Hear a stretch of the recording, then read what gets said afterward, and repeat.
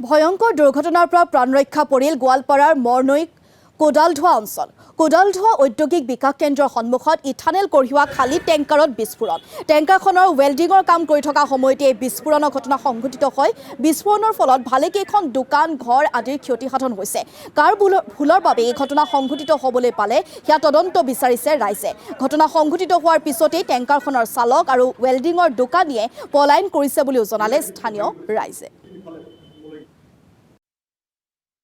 প্ৰথমতে ক'বলৈ এইটো ভয়ংকৰ এটা ঘটনা। আপোনালোকে গম পায় মাটিয়া ঔদ্যোগিক বিকাশ কেন্দ্ৰৰ অধীনস্থ যি দুখন কৰি ইথানল কোম্পানী গঢ় লৈ উঠিছে, সেই ইথানল কোম্পানীয়ে বৃহৎ পৰিমাণৰ ক্ষতি কৰি আছে। মানুহকে ধৰি এই পাৰ্শ্বৱৰ্তী অঞ্চলত যিমানখিনি ক্ষতি কৰিছে তাৰ আজি আপোনালোকে জ্বলন্ত উদাহৰণ দেখা পাইছে যে যিখন ইথানলৰ টেংকাৰ আছিল, এই টেংকাৰখনে আজি ব্লাষ্ট হোৱাৰ ফলত আপোনালোকে ওচৰে পাজৰে চাওক, দোকানৰ পৰা আৰম্ভ কৰি মছজিদ ঘৰ, মানুহৰ বৈদ্যুতিক সা সামগ্ৰী কেনেকৈ এফালৰ পৰা শেষ হৈ গৈছে, ধ্বংস হৈ গৈছে।